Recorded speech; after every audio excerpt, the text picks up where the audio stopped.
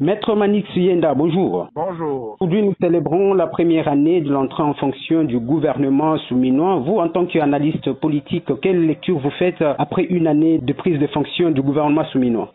Le gouvernement souminois, c'est un gouvernement qui a été investi dans un contexte exceptionnel. Et la première ministre Judith Souminois, celle qui est à la locomotive de cette machine gouvernementale, elle n'a cessé de déployer ses efforts pour relever les défis les plus importants. Et parmi ces défis, il y a d'abord la question de l'insécurité qui sévit à l'est du pays. Quoi de plus normal pour le gouvernement de focaliser l'essentiel des efforts pour restaurer la paix. Et pour ça, Madame Judith Souminois appuie son action gouvernementale sur le levier qui consiste effectivement à remettre en état les conditions de l'armée congolaise, les conditions salariales de nos militaires pour qu'ils soient à même de bouter dehors l'ennemi qui s'installe. Vous avez vu, elle a pu doubler les soldes de soldats et de la police nationale, ce qui est une bonne chose, mais aussi elle s'appuie sur de grandes réformes du point de vue restructuration de l'armée pour rendre notre armée non seulement dissuasive, mais aussi capable de sauvegarder l'intégrité territoriale du pays. Et de l'autre côté, elle s'appuie sur les leviers diplomatiques. Aujourd'hui, si la RDC est membre non permanent au sein du Conseil de sécurité des Nations Unies, alors il faut dire que ce sont les efforts de Judith Souminois. Si la RDC a pu changer les narratifs de la communauté internationale sur la question de l'agression rwandaise contre le Congo, c'est le dynamisme de la diplomatie de Judith Souminois. Et donc, sur ce point de vue, je pense que le gouvernement congolais est dans une bonne posture qui garantit l'espoir de récupérer les territoires occupés entre les mains de rebelles. Et au-delà de la guerre sociale, la guerre au niveau de ventre de Congolais, et pour ça, il faudrait accélérer les leviers de vitesse sur les secteurs socio-économiques.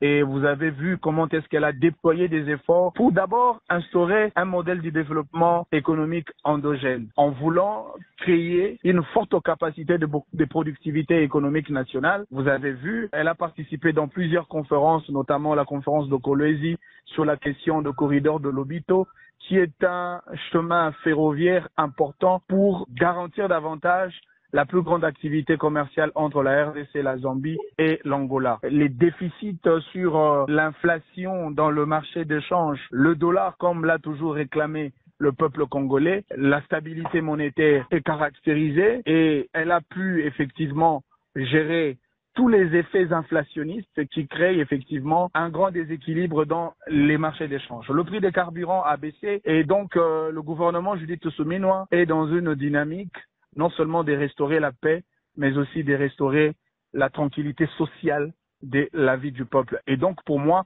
son bilan est positif. Parlons de la crise humanitaire. Quelles réponses concrètes ont été apportées aux déplacés internes qui sont frappés bien sûr par la guerre à l'est de la République démocratique du Congo? Vous savez, Judith Souminois est une femme. Au-delà d'être femme, elle est déterminée à pouvoir restaurer la vie du peuple congolais à tout le niveau. Vous savez, c'est grâce à Judith Souminois qu'on a pu obtenir un fonds important pour indemniser les victimes des guerres. Ça, encore une fois, ça fait partie de ces processus du développement intégral que Madame Judith Souminois a enclenché dès les débuts de son gouvernement. Mais ce qui est beaucoup plus évident, c'est qu'il faudrait vraiment lui accorder encore du temps. Voilà pourquoi nous souhaitons, même lors du remaniement ou du nouveau gouvernement, il va falloir maintenir Madame Judith Souminois à la tête du gouvernement pour maintenir en même temps la même flamme d'action qui a été déjà engagée,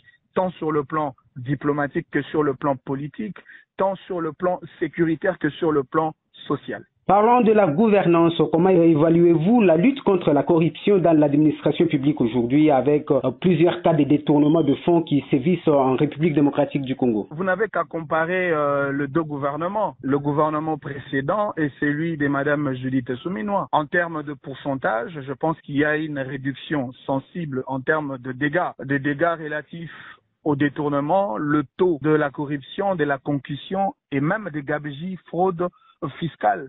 Et donc aujourd'hui, il est vrai les problèmes demeurent, mais je pense que Madame Judith Suminwa a véritablement administré une bombe de soulagement pour arrêter l'hémorragie. Mais il va falloir lui accorder encore un peu plus de temps pour aboutir avec toutes les réformes qu'elle a toujours envisagées pour le progrès de la RDC. Et pour terminer, maître, quelle serait, selon vous, la grande priorité pour le mois à venir? La priorité, tant que le Nord Kivu, les Sud Kivu demeurent entre les mains de rebelles, la priorité, c'est la paix. La priorité, c'est l'intégrité territoriale. La priorité, c'est les sociales. Parce que le front contre l'ennemi a été déclenché à tout le niveau. Nous nous sommes engagés pour le front médiatique, le front judiciaire, le front diplomatique, le front militaire, autant pour le front social. Et donc, je suis rassuré et convaincu que Madame Judith Suminwa, avec les présidents de la République, ils finiront par donner au peuple congolais une paix durable avant la fin du mandat du président Tshisekedi. Maître Manix Eyenga, je rappelle que vous êtes analyste politique et aussi expert en questions politiques. Shalom Radio et Télévision à partir de Lubumbashi vous dit merci. C'est à moi de vous dire merci, monsieur.